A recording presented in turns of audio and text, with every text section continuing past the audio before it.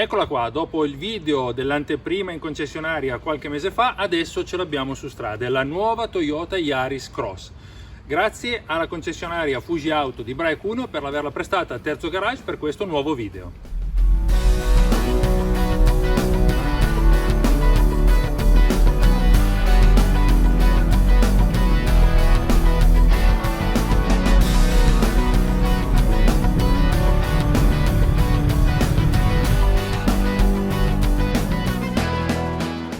Questo è l'allestimento Adventure, che ha delle particolarità estetiche rispetto agli altri, e soprattutto questa è la motorizzazione AVD, cioè 4 ruote motrici. È un 4 ruote motrici particolare perché la trazione integrale è attuata grazie alla presenza di un motorino elettrico più piccolo sull'assale posteriore, un motorino elettrico di 5,9 cavalli. Perché è così piccolo? Perché in realtà questa non è un fuoristrada da percorsi impegnativi, semplicemente quel motorino elettrico interviene quando l'elettronica della macchina rileva mancanza di grip per fango oppure per neve, e quindi fa sì che la mancanza di trazione delle ruote anteriori sia compensata dalla trazione delle ruote posteriori.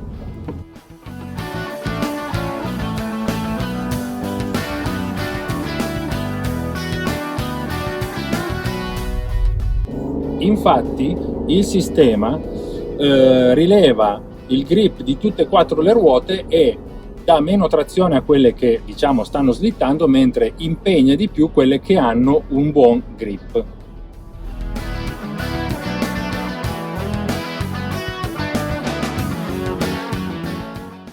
Questa è una full hybrid, il sistema full hybrid Toyota, 2 motori, uno termico 92 cavalli, uno elettrico 80 cavalli, combinati insieme generano una potenza di 116 cavalli.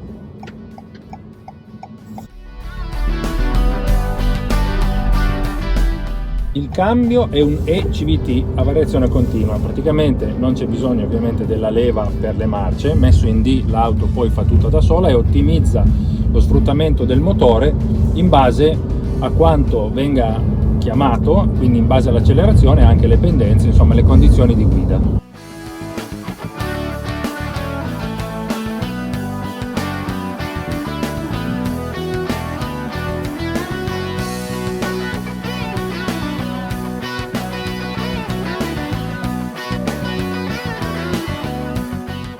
Le misure. La nuova Toyota Yaris Cross ha dimensioni molto compatte, larga 1,77 m e lunga 4,18 m e alta 159 cm. La luce, quindi l'altezza da terra, è di 17 cm.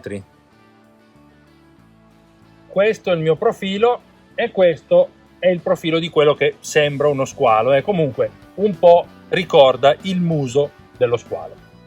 Ecco il frontale molto particolare della nuova Yaris Cross. 17 cm intanto di luce da terra per un'impostazione più off-road, anche se non è un fuoristrada, l'abbiamo detto. Questo muso molto pronunciato, fari full LED, qui le posizioni LED. Qui abbiamo la telecamera che, combinata con quella posteriore, genera la visione a 360 gradi intorno all'auto, cerchi da 18 pollici bruniti su questa versione Adventure.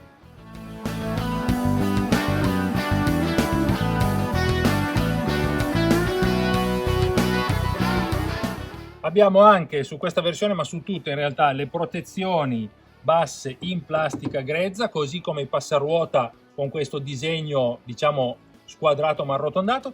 Particolarità di questa Adventure è la presenza delle pedane, che danno un'impostazione muscolosa a tutta la macchina.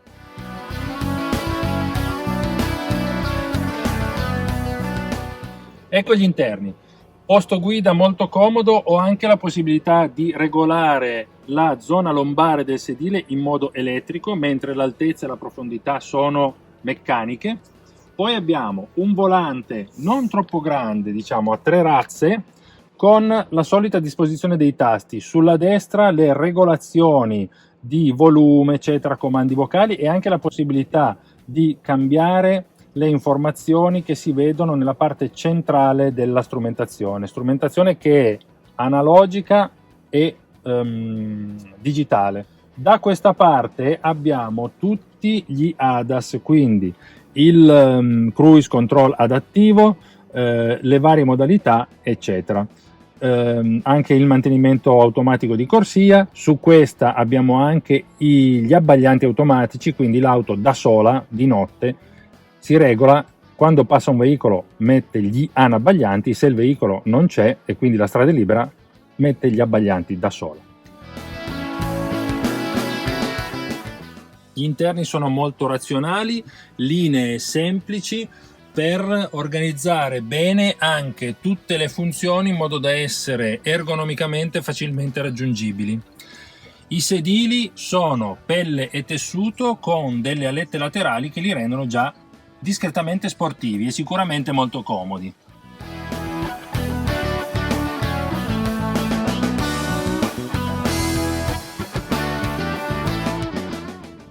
Il display centrale mostra anche la percentuale di guida in EV, cioè in elettrico. In questo caso semplicemente io ero fermo, quindi mi dà il 100%. Ma attraverso questa indicazione io posso capire quanto l'auto proceda utilizzando solo il motore elettrico e quanto invece sia la parte di tragitto affrontata con il lavoro del motore termico. Tornando invece alla disposizione della plancia, abbiamo qui al centro, a sbalzo e quindi molto visibile senza dover distogliere gli occhi dalla strada, il display dell'infotainment, che è un 8x8 con tasti fisici che molti ancora apprezzano per impostare la mappa, il telefono, eccetera. Poi abbiamo una mensola per lasciare chiavi e altre cose con l'antiscivolo, quindi comodità perché possibilità di lasciare dei piccoli oggetti. Il climatizzatore bizona, quindi anche il passeggero può regolare la sua temperatura, una porta USB di ricarica per il telefono, i sedili riscaldati separatamente e ancora la piastra induzione per la ricarica del cellulare wireless.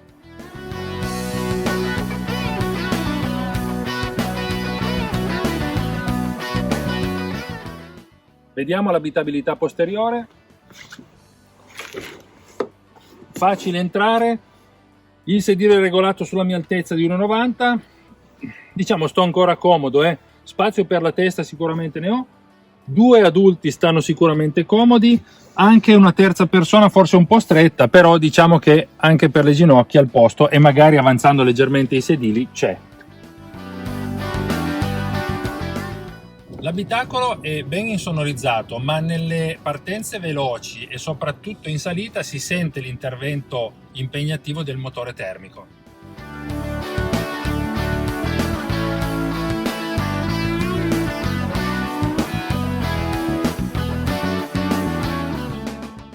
Il baule.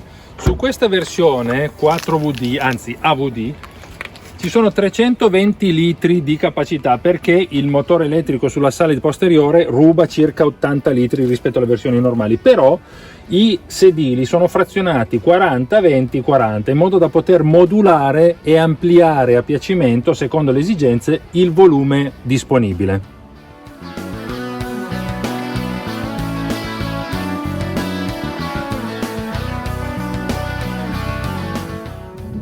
Il cambio può essere messo in modalità B anche durante la marcia. Come funziona B? Semplicemente la funzione brake, cioè aumenta la frenata rigenerativa del motore elettrico, che quindi ad esempio quando abbiamo tanto traffico, quindi forti decelerazioni pure in discesa, si ricarica più rapidamente e agisce già da freno. Io devo usare molto meno il freno.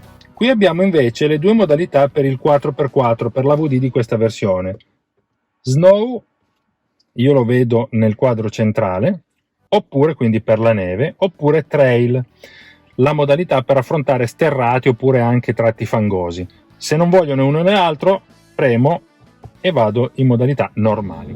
È vero che questa non è un'auto sportiva, tutto sommato però nonostante l'altezza da terra si dimostra stabile, un leggero rollio dovuto proprio all'impostazione di questo B-SUV, che però è davvero divertente da guidare.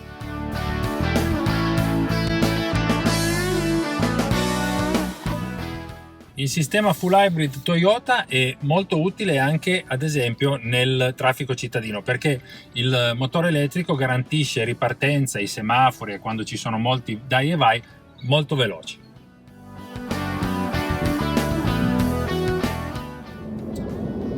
Questione consumi. La casa dichiara un consumo medio di 19,6 km al litro. In questo momento noi siamo addirittura a 21,4, però sicuramente abbiamo fatto strade poco impegnative dal punto di vista del motore termico.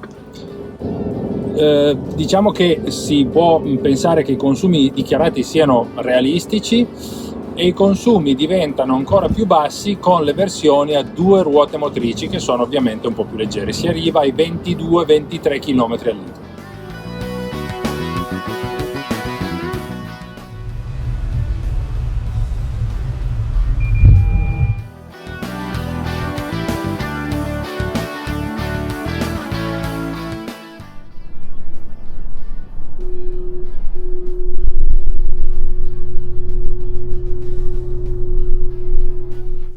Inserendo la retrocamera abbiamo la visione a 360 gradi intorno alla macchina.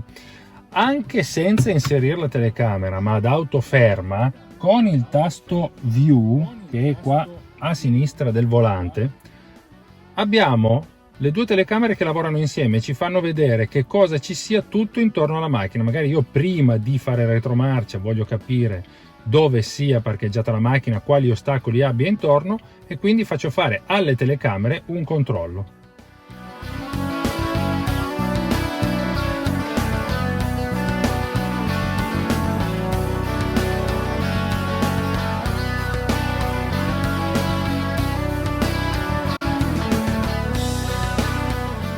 Bene, con questo è tutto con la nuova Yaris Cross. Grazie alla concessionaria Fuji Auto di Braekuno per avermela prestata. Grazie a voi per aver guardato il video. Se vi è piaciuto lasciate un like e magari iscrivetevi al canale. Buoni chilometri a tutti, ciao!